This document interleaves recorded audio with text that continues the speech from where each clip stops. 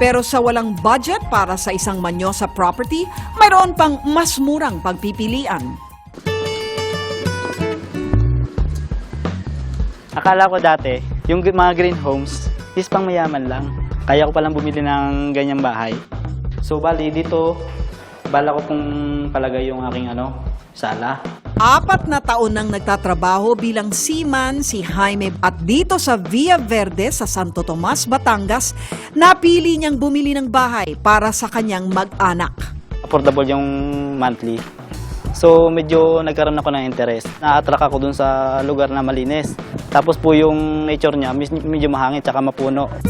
Sa loob ng 30 taon, mahigit 1 milyong piso ang huhulugan ni Jaime buwan-buwan para sa kanyang 34 square meter, 2-story house.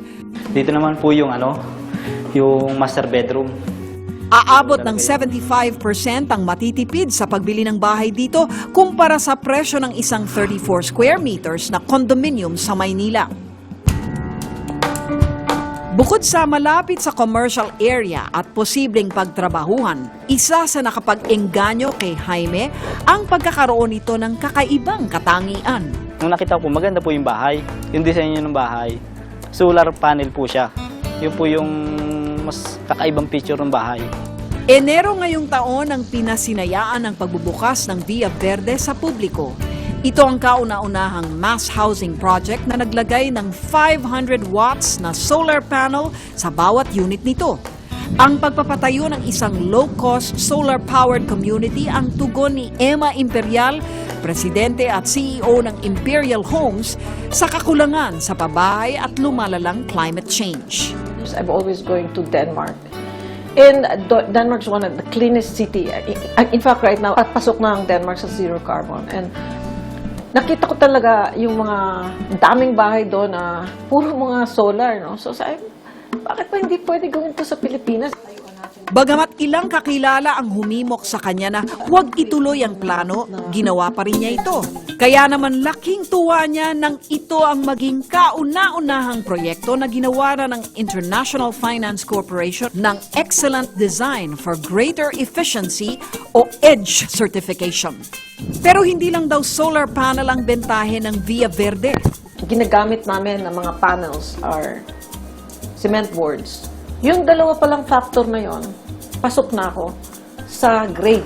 Meron din na nabibili ng mga toilet bowl na mas konti ang tubig na ginagamit. Yung faucet natin sa kitchen, ang tubig, mas pakonti ang labas. Nilagay ko ngayon yun sa mga bahay, pasado na ako sa tubig. May mga bintana din sa magkabilang panig ng bahay para makapasok ang liwanag at magkaroon ng cross-ventilation ang hangin. Ngunit pinakamalaking puntos pa rin ang iginawad para sa pagkakaroon ng solar panels. Ang country natin has one of the highest electricity rate. Nararamdaman yun ng common tao, di ba? So, madali mo explain na pag ikaw pumasok sa ganitong solar-powered community, ang unang benepisyo mo, mas mababa ang electricity mo. Pero minsan, hindi pa rin nila naintindihan kung paano ba yan, ano ba yung solar. Ayon pa kay Emma, kung may solar panels lahat ng mapapatayong 3 milyong backlog sa pabahay, maaaring umabot ng $1.4 billion ang matitipid ng bansa sa fossil fuel at aabot din sa 941 tons ang kabawasan sa carbon dioxide emissions. Pag 500 watts ka, etong nagagawa niya, 7 hours na electricity na libre para sa refrigerator mo, na 6 cubic meter. 4 na oras na television, 19-inch. Tapos 5 oras na electric fan. Pag sinabi mo yun sa kanila, wow! Ganun ba yung nagagawa ng solar na yan?